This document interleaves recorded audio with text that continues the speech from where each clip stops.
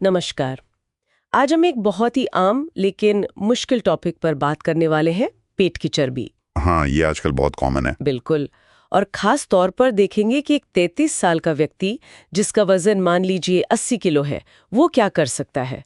हमारे पास एक किताब है, beat the belly fat, diet and lifestyle for a trim waist. उसकी कुछ हिस्से हैं। अच्छा। और ये किताब दावा करती है कि भाई इसका हल काफी हद तक आपकी डाइट में ही छिपा है। बल्कि मजे की बात यह है कि लेखक का कहना है करीब 80% नतीजे सिर्फ डाइट से आते हैं। 80%? ये तो काफी बड़ा नंबर है ना? तो चलिए इसी दावे को थोड़ा और खुलते हैं, समझते हैं कि डाइट में ऐसा क्या है। हाँ, ये 80% वाला आंकड़ा सोचने पर मजबूर करता है। किताब के हिसाब से डाइट इसलिए इतनी जरूरी है क्योंकि कैलोरी का जो बैलेंस है वो खाने से कंट्रोल करना ज्यादा आसान होता है, बजाय इसके कि आप सिर्फ एक्सरसाइज से कैलोरी बर्न करें। ओके, तो किताब शुरू कहाँ से करती है, क्या चीजें बदलने को कहती है? सबसे पहले और शायद सबसे जरूरी, चीनी और मैदा कम करना। हाँ, ये तो सुना है। मिठाइयाँ, biscuit, cake, cold drinks, fast food, ये सब। बिल्कुल।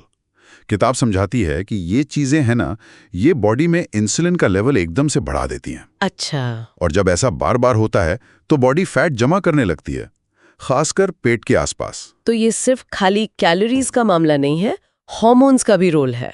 हाँ बिल्कुल, ये हार्मोनल बैलेंस को भी बिगाड़ सकती हैं। तो किताब कहती है पहला कदम यही है, इनको कम करो। ठीक है, समझ गई। और रात के खाने के बारे में क्या सुना है? जल्दी खाना चाहिए, हल्का खाना चाहिए? हाँ, इस पर किताब काफी जोर देती है।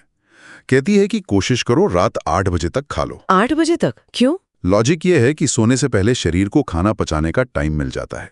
अगर आप देर से खाते हो और भारी खाते हो तो जब आपका मेटाबॉलिज्म धीमा होता है रात में, तो वो एक्स्ट्रा एनर्जी फैट बनकर जमा हो सकती है। अच्छा, तो रात में क्या खाने को कहते हैं? रोटी चावल कम? हाँ, वो कहती है कि रोटी या चावल कम रखो रात में, ज्यादा फोकस सब्जी, सूप या सैलाड जैसी हल्की चीजों पर रखो। ये बॉडी क्लॉक वाली बात समझ आ रही है। खाने में कोई खास न्यूट्रिएंट जैसे प्रोटीन के बारे में कुछ कहा है? बिल्कुल, प्रोटीन पर तो काफी जोर है। अच्छा। किताब बताती है कि प्रोटीन वाली चीजें जैसे दालें हैं, अंडा है, टोफू, पनीर, दही या मूंग स्प्राउट्स, इनसे पेट ज्यादा देर तक भरा रहता है।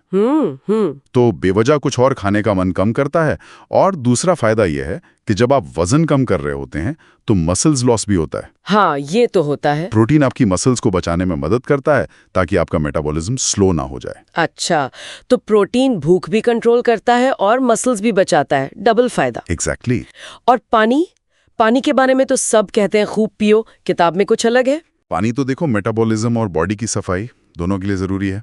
किताब 3-4 लीटर पीने को कहती है हाइड्रेटेड रहने के लिए। ठीक है। एक इंटरेस्टिंग बात जो किताब में है वो ये कि गर्म पानी पीने से शायद फैट बर्निंग प्रोसेस में थोड़ी मदद मिल सकती है। गर्म पानी कैसे? शायद इसलिए कि वो डाइजेशन को इम्प्रूव करता है या बॉडी टेम्परेचर को रेगुलेट करने में थोड़ी एनर्जी लगती है। मतलब इसे कोई जादू की छड़ी नहीं बताया है, पर एक हेल्पर की तरह मान सकते हैं। इंटरेस्टिंग। गर्म पानी वाली बात नोट करने वाली है। अच्छा, इन सब के अलावा आजकल एक चीज बहुत चल रही है, इंटरमिटेंट फास्टिंग या IF। इसका भी जिक्र है किताब में? हाँ, बिल्कुल है। किताब इसे एक असरदार तरीका बताती है पेट कम करने के लिए। कौन सा वाला IF?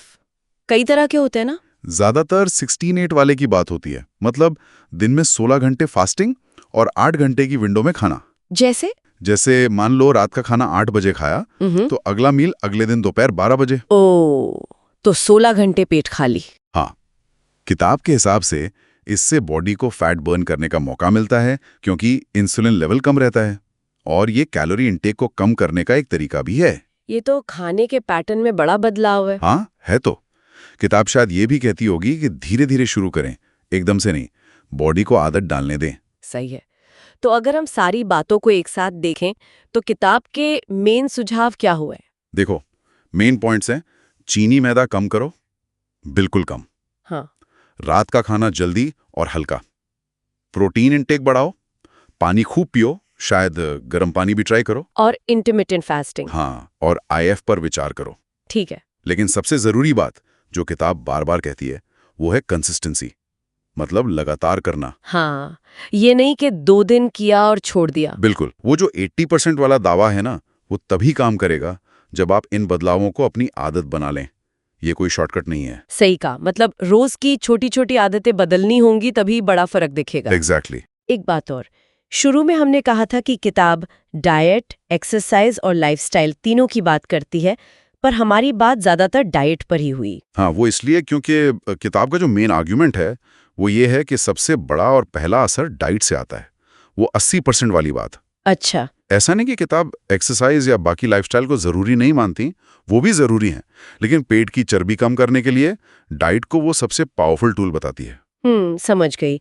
तो ये किताब हमें एक तरह से खाने की ताकत का एहसास करा रही है। हाँ, कह सकते हैं। और सोचने वाली बात ये है कि ये टिप्स सुनने में तो सीधे लगते हैं, चीनी मत खाओ, जल्दी खाओ, पर असल जिंदगी में इन्हें लगातार फॉलो करने के लिए कितना डिसिप्लिन चाहिए होता है ना? बिल्कुल, खासकर जब रिजल्ट एकदम से नहीं दिखते, पेशेंस रखना पड़ता है। सही कहा। तो ये थी हमारी आज की चर्चा, बीट द बेली किताब के कुछ अंशों पर आधारित। उम्मीद है सुनने वालों को कुछ काम की बातें मिली होंगी।